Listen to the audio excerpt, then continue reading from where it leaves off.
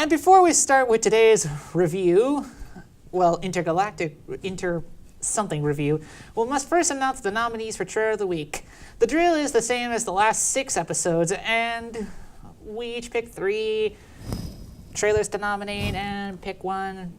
The whole shebang. So, Matt, are you ready to announce the nominees? I'm definitely ready, Jimmy. So, the nominees for Trailer of the Week this week are Angry Birds Movie 2, Toy Story 4, Dora and the Lost City of Gold, X-Men Dark Phoenix, Unicorn Store, Shazam. And the trailer of the week for this episode is Shazam, with the runner-up being Unicorn Story. So, Jimmy, what'd you think of the trailer of the week?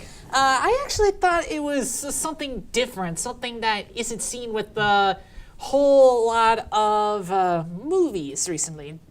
Well, not movies recently, just DC movies in general, because a lot of DC movies are dark and gloomy and just all around just gothic attitude. That would even make a gothic preteen just dream go to Valhalla or something. But with this film, it's actually pretty different. It has a cute, lighthearted tone, and it seems very harmless for the tone it comes across. It makes me just want to get up out of my seat, de-mic myself, and just run straight to the theater. But I'm not going to, because I'm just talking about the trailer. But anyway, Matt, do you have anything to say about the trailer? Yeah, and the thing that really made this trailer work for me is that the humor that it had in that video. It's like sometimes there'd be bits of the trailer where you'd actually laugh at. And that's like a different turn with the normal DC movies that we've been getting recently. So with it looks entertaining and it looks funny. Whenever you combine both those things together, you can make a really good movie. So, I mean, that's all I have to say about that trailer. All right, so today we're going to be reviewing Spider-Man of the Spider-Verse, which released into theaters on December 14th, 2018. And with a budget about $90 million, it managed to pull in a lot of money. Domestically, the film grossed a little over $186 million, with the foreign release being somewhat bigger with $182 million, with the combined total of the whole thing worldwide grossed over $372 million at the box office. Matt, you got anything to say about the movie? Yeah, and even with the reviews that other people made, they were also overly very positive as well, with Rotten Tomatoes giving the film a 97%, which is really high for Rotten Tomatoes, and IMDb giving the film a 8.5 out of 10, and 87% by the folks over on Metacritic. And finally, last but not least, at least 97% of Google users liked this movie. So, Jimmy, what do you think about those ratings? Not to mention, it also won awards like the Oscar for Best Animated Picture, Golden Globe for Best Animated Picture, the BAFTA Award for Best Animated Film, the Critics' Choice Award for Best Animated Feature, the PGA Producer of the Year in Animated Theatrical Motion Picture, and lastly, the New York Film Critics Circle for Best Animated Film. Matt, I am about to run out of breath. Could you please discuss more about the film? All right, so I think this film had me like on the edge of the seat. Like, it was just really fun and enjoyable. Like, I thought the whole film, like, it had bits of funny moments that needed to be there, like you would want with any other Spider-Man film. And it's the best Spider-Man film by Sony that's ever been done in quite a long while. And that's all I got to say about that. So what do you think? Well, to me, I honestly think that this is one of Sony's best Spider-Man films. And this is a Spider-Man film done right. This is one where they should have done that amps up the ante, amps up the action. It makes me, like you said, at the edge of my seat. And that's kind of what I got from the whole ordeal. It's really fun to watch and really enjoy seeing these characters go through these events. Do you got anything else you want to add to that? Yeah, and I just really loved all the characters in this movie. Of course, we could go over the characters later, but like I liked both the story and the characters, and also the whole plot itself, and all the action scenes. To me, they were all just great. It's like they were just fun and exciting. Yeah, I'll definitely agree with you. The action was intense and fast-paced. The emotional scenes packed a lot of weight, which is something you typically don't see in a Sony animated picture, i.e. open season. But other than that, I feel that this movie is really, really good, and I hope to see more out of it. Let's get into the review with the story. Spoiler alert to those of you who have not seen the movie yet. If you have not seen the movie, go get it. It's amazing. Matt, go ahead and tell us the story. Right. This film is about a kid named Miles Morales who just got into a new school, and he just recently got bitten by a radioactive spider like Peter Parker does. And then he gets all the spider powers, and he suddenly meets people from like 5 different dimensions that are just like him, and he has to figure out a way how he's going to get them back. So, you got anything else to say, Jimmy? I honestly think the story hits a lot of notes as some people. Like some people who are the new kids, some people who maybe got into something that they didn't really think that they deserved. Just basically, this really hits all the emotional beats to not only just the audience, but in the story, it also hits the emotional beats. Like, it knows when to be angry. It knows when to be happy. It knows when to feel something. And with past Sony films, it's not really that common to see a lack of emotional beats in a movie. But with this, you could actually really feel it. And that's kind of what I saw from the whole film. Matt, you got anything you want to add to that? Yeah. To me, I thought the story was really well built. It had such an amazing setting. Like, anyway, an amazing setting and also amazing characters, which I know we'll talk about. I wouldn't But say settings. I would say more. I wouldn't say one setting. I would say multiple settings. Cause I know, but here's what I mean. I think the story was very well built, and it also keeps things interesting. And it was just it's just one of those best Spider-Man films that we've ever received in quite a long while. Like, probably since, in my opinion, Spider-Man 2. You hear that, Sony execs? This is how you do Spider-Man right. And based off what you said, I kind of have to agree with you in some areas. The story really packs those emotional beats and shows the setting that it's in really vividly and really colorful. I especially adore the different animation techniques they used here for several of the characters, which I'll get into later, But boiling back to what we were talking about, the story is actually really well built. It's actually really well structured. It flows nicely. And sometimes it actually makes me feel like I'm sort of in a comic book, like I'm reading from a comic book. And heck, even it shows comic books when it's talking about the backstories from time to time. Oh, yeah, it certainly does. Yeah, I just really enjoyed the story as a whole, and I just thought the whole character development with Miles Morales, I know we're not talking about characters, but it's also a part of the story as well. And I thought it was really well done. I also just liked how all the characters came in, and also we already said that we really liked the action scenes and also the fight scenes.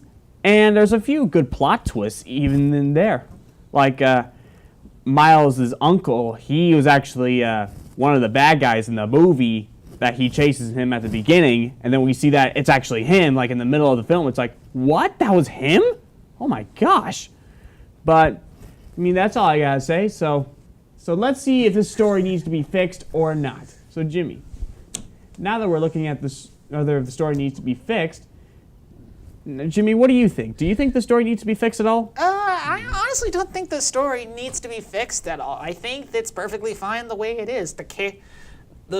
The setting of where it's at is built up really nicely. It has all of the things you would come to expect out of New York. The Empire State Building, the Statue of Liberty. Even though we don't technically get to see it in the film, we kind of expect that to be kind of like how it is in the comic books and how it is in real life. Well, and the story kind of hits the emotional beats very well, like what you said with Uncle Aaron with Miles finding out that his uncle is actually the Prowler and all that. It kind of really sets the tone, and that's kind of what I have to say about the whole movie in general. Yeah, I really agree with you right there. Of course, with what you said about the Empire State Building, it's a different version of that in Miles' dimension, but I pretty much just agree with what you said there. I don't think the story needs to be fixed at all. I think it was just completely well done. There's not a thing that I would change about the story. All right, so I kind of guess that we don't really have a lot to go off of. Basically just arguing about the story and whatnot. So we kind of agree on the same thing. The story is amazing. The story is amazing, and it's kind of a very well done story. Now we'll give our initial thoughts on the characters and like what we think of them. So Jimmy, what did you think about the characters in this movie? Okay, what I thought about the characters, and I know a lot of people are going to hate me for this, but as much as I really, really, really want to like the characters, I really, really want to like these characters, sometimes these characters go out of their way to be extremely annoying. I'm sorry, but as much as I really, really want to like these characters, they are extremely annoying. What? Who? Spider-Ham with this obsession. He's sort of like a Looney Tune-esque character. And it's not that I hate the Looney Tunes-esque style they gave Spider-Ham. It's just this emphasis on being all cartoony. And I'll admit that kind of gets a chuckle out of me from time to time. But when it's his character all throughout the film, it kind of begins to not be funny for me. And there's especially a bit towards the middle of the film where they're just Spider-Noir, played by Nicolas Cage, Penny Parker, and Spider-Ham. Even Gwen Stacy, for that matter, is ranting on Miles Morales, just telling him, like, do you have this? Do you have this? Do you have this? Blah, blah, blah, blah, blah. All the stuff that Spider-Man is, but he tells him no, no, no, no. They keep pressuring him to do so, and that's kind of what kills it for me. They're trying to make him stronger than he really is, because he just doesn't have as much of a fighting skills like in the middle of the film as he does at the end of the film. Yeah, I'll admit that's true, but you can't just force people to become greater than they already are by just yelling at them. I don't yell at you, hey, you need to do a review better. You need to add better. Now, here's what I think, though, Jimmy. I think all the characters were really well done. I don't think any of the characters were annoying, really. I especially liked Peter B. Parker. Anyway, and I thought he was really good, and I also thought Gwen Stacy was really good, and the reason why they would want to, pressure him and pressure Miles to get stronger a lot faster is because they're needing to do something, they're needing to stop Kingpin, in a very short amount of time. So imagine if you were having to do that to someone and you were having to stop someone in a very short amount of time, then you'd want to do that. All right, I'll admit that I kind of may have not emphasized my point clearly. I don't hate these characters because they're annoying. I hate the characters because they kind of do these over-the-top things that kind of get me annoyed here and there, like Spider-Ham being a lot like a Looney Tune, Gwen Stacy. I actually thought that was funny. Well, I don't really hate Gwen Stacy because she's a really done character, but Spider-Man Noir just all dark and brooding, kind of like emo Peter from Spider-Man 3. I'm sorry that I have to bring that up, but it's true. He is exactly like emo Peter. No, he's not. He doesn't go around dancing. Well, they do kind of show that in the beginning of the film, but anyway, that's enough out of me. I'm just going to go ahead and turn it over to you so that way you can finish up. All right. So now that we've given our thoughts about the characters, now we got to see if these characters need to be fixed or not. So, Jimmy, what do you think of these characters? Well, I was going to say that now that we talked about the characters and gave our pre-thoughts about them, we kind of want to see what needs to be fixed about the characters or not, or if they need to be fixed or not. So, Matt, do you want to begin? Yeah, sure. I don't think any of the characters have any problems. I know you may disagree with me with some stuff, but I honestly didn't have a problem with any of the characters at all. I mean, I really liked... Spider-Ham, to me, was actually really hilarious at times. And Spider-Man Noir, or however you say it. Noir. Yeah, thank you. I thought that he was well done. But the really important character is Miles Morales, and with him, I don't think we need to do anything with. Neither Peter Parker or Spider-Gwen. And I think that's pretty much all I gotta say about that. Yeah, I'll admit, I feel that the characters as a whole really don't need to be changed. I'm sorry about that, just need to move my seat anyway. Back to what I was talking about. The characters as a whole, they're really good. But sometimes they can get a little bit annoying. They sometimes repeat plot threads that don't even need to be repeated at all. They repeat sequences that don't even need to be... Well, okay, you know what? I can't I can't lie to myself anymore. I like these characters, but sometimes they can kind of get annoying for me. They would kind of do stuff that I would personally get annoyed with, like yell at people to be better, be better. And I know it's kind of a stressful situation to be in because it's a stressful mission. Kingpin's about to destroy the world by mashing universes together like it's a interdimensional sandwich or something. But the point of the matter is, if you want the characters to be likable, don't make them annoying. Unless they're Groot, because let's be honest, I love Groot even though he's annoying. So Matt, you got anything to add to that?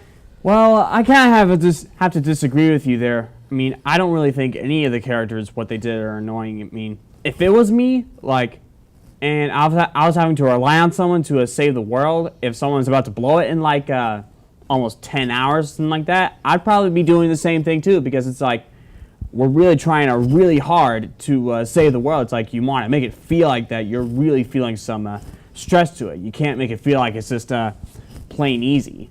Like, you know what I'm saying? Yeah, I know what you're saying. But so now, it's finally time to move on to the star rating system. And Matt, would you want to take it away? All right, so now we've gotten our thoughts out of the movie. Let's move on to the star rating system, where we give our movie Where it's pretty rating. much what we've been doing for the past 6 episodes. And although I kind of dislike the characters, I'll put that aside because the characters, I'll admit, are acted out perfectly. The story is woven in very, very fluently. And all of it's just done to perfection. It's done perfectly to a T. So I'll go ahead and give it a 5 out of 5. Just even though I don't think that some of the characters are annoying, some of their actions might be annoying. But I'll put that aside and say that this movie is amazing. Matt, what did you think of the film? What rating do you give it? I give this film a 5 out of 5 stars. Reason being is because I really had fun enjoying this film, and it's a film that I'd be watching again. And it's also a fun film, like if you were wanting to watch a Spider-Man film with your kids or something. Yeah, I kind of agree with you. And since that this film has got both of us to rate it a 5 out of 5, we are going to give it the award, which is called the Jim and Matt at the Movies Most Recommended Film to Watch Award. Congratulations. What did you think of this movie? Did you like it or did you not like it? Got any films you want us to cover next? Leave it down in the comments below, or follow us on our social medias, or talk to us if you want to. Matt, where can they find you? You can find me on YouTube, Instagram, Twitter, and Snapchat. You could find me on Facebook, Twitter, Instagram, Snapchat, YouTube, Twitch, Discord, and TikTok. Hey Jimmy, do you want to go to our laboratory? What could possibly interest me in a laboratory? Symbiotes? No way. That sounds like something out of a horror film.